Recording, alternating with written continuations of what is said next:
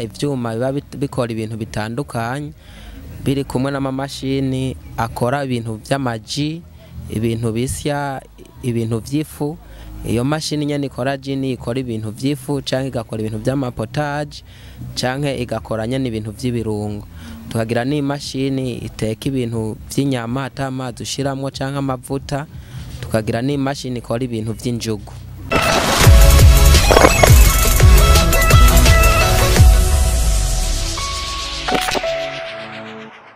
Tubaramutse bakunzi ba Bishop TV, twizera ko mumeze neza natwe aho turi turameze neza. Aha turi kuri stade Intwari abantu baje kwerekana ibyo bakora.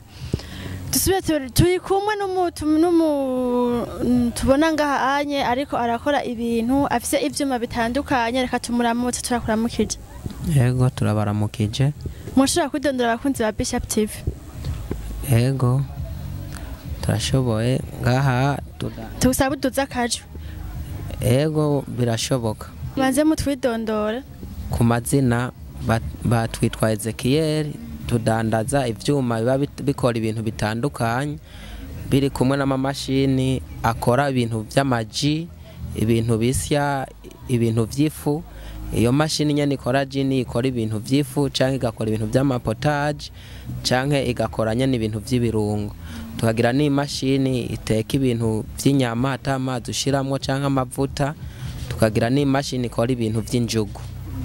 Turazi mu Burundi twese injugu ngira turazizi ariko ntituramenya ingene zikorwa.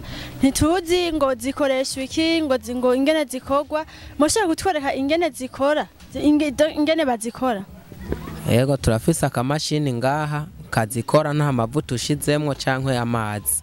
Mushobora kuduha akarorero ingene zikora kugira ngo abazoba bakeneye ico cuma bazamenye ingene bagikoresha. Yego nta kibazo.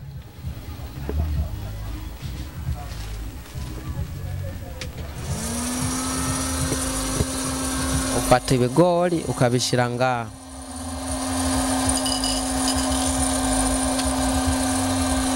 Nta mazi ushiramwo canke amavuta. Wewe ico bivuze umaze kubishiramwo urarindira imashini kabiteka, hanyuma kubiteka ikongera ikabishira ngaha imbere yonyene. Irabiteka ikongera ikavyarura yonyene.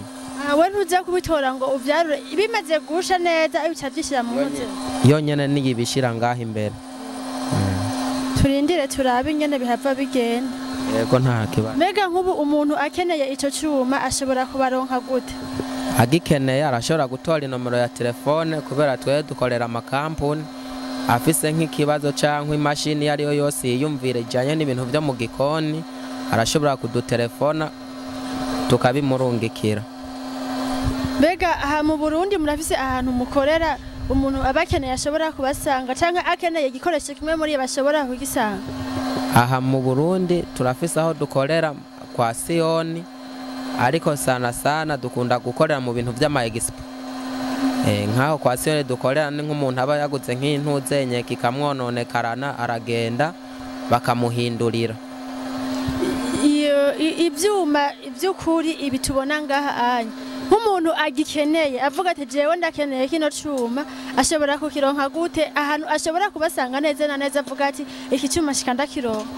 Aha turi muri expo birahari canke ahandi hantu yotora nk'inomero ya telefone kuburyo naho tuba tutari ngaha kubera expose ama expo atandukanye arashobora kutwandikira kuri WhatsApp canke ku numero isanzwe akadutora hama tukamurungikira. Bakunzi ba Bishop TV ngira muri ko murabona ingene injugu zikorwa. Abantu benshi twari twiteze kuzibona ukazibona ziko zitembera mu dusashi ariko tutazi ingene zikorwa ariko no musinyi baza aho tubibonye. Hama turabona ibindi vyuma ngaha anye umengo birimo amaju sinzi ko moduha umuco navyo kuri ivyo. Yego nta kibazo. Iyi mashini yacu bari imashini imwe ariko ikora ibintu bitandukanye. Irakora ibintu vy'amaji, irasya ibintu biba vyumye, irasya ibintu vy'ibirungo, irasya n'inyama na potage ari imashini imwe. Nk'ubu ushobora gushiramwo iyi ugakora ibintu vyumye, ugashiramwo intuzenye ibintu bibisi bivanye n'ivyo wiyumviriye. hari abantu benshi baba bafise nk'ama industrie akora amaju bagomba cyane bashaka gushinga industrie zikora amaju mugabo bakiyumvira bazokura ibikoresho ibi vyuma tutamenyereye bikora amaji. Mbega nk'ubu unye nka jewe nshaka gutanguza ukora amaji. Nk'icuma no nkoresha n'ikihe muri ibi byose?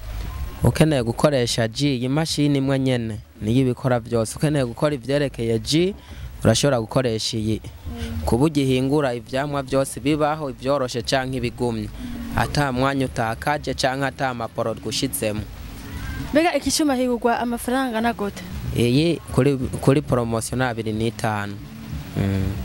Hama ahantu ushobora kubisanga ngaha mu Burundi ni he? Ibi ofete tumaze kuguha inomero ya telefone, uradusanga nk'ikwasiyoni, kubera ntituragira kwasiyoni hari yidepo ntiturugurura nyene ngo bija habona.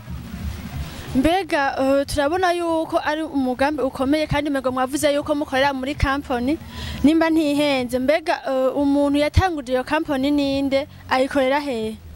Ayikorera muri Tanzania. Dore company yose ishobora kuronkamwo bino bintu ikorwa iri muri Tanzania. Aha mu Burundi nta hantu basi hoba hari nka siège yayo iyi company idandaza bino bintu?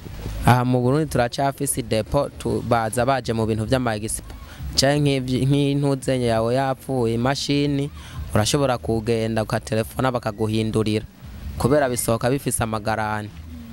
Bakunzi ba Bishop TV ngira ngo murabona ivyuma n'ingene bikora bitandukanye. Abantu bamushaka gukora ama-industrie akora amaji, gukora injugu, umwe wese ngira ngo murabona ivyuma ngaha ayi tutari tumenyereye, tutari tuzi n'ingene bikora. Tubona amaji ngaha mu Burundi tukibaza ingene akorwa, ariko ngira ngo turabonye yuko hari ivyuma bishobora kuyakora kandi vyoroshe. Wavuze yuko mushobora gutanga numero ya telefone umuntu abakeneye ashobora kubaronderako. Mushaka kuvuga iyo numero? Ego ni 65 23 30 08. Ngira ngo mwumvise numero mushobora kuronderako aba bantu kugira ngo mushobore kuronka bino vyima abantu mufise ama industrie muriko murategura gukora ndetse n'abaza gutegura kuyakora. Mbega nk'abantu mukorera muri iyi company nk'inyungu mubonamwo mu kudanaza bino bintu niye? Mbega ibi vyuma vyanyu birasohoka neza? Bisohoka bukebuke kubera abantu batarabimenyera canke bivanye n'amabeyi, abantu gasanga ntibaripanga, bigenda bukebuke. Mbega mwatanguye gukora ryari? Twatanguranye n'iyi expo. Tanke mumaze mwatanguye vuba. Bakunzi ba Bishop TV ngira muravyumvise, ubuzobukenera numero ya telefone yatanzwe, ngira muzorondera kuri iyo numero tubandaye dukurikirana ibiganiro vya Bishop TV. Murakoze.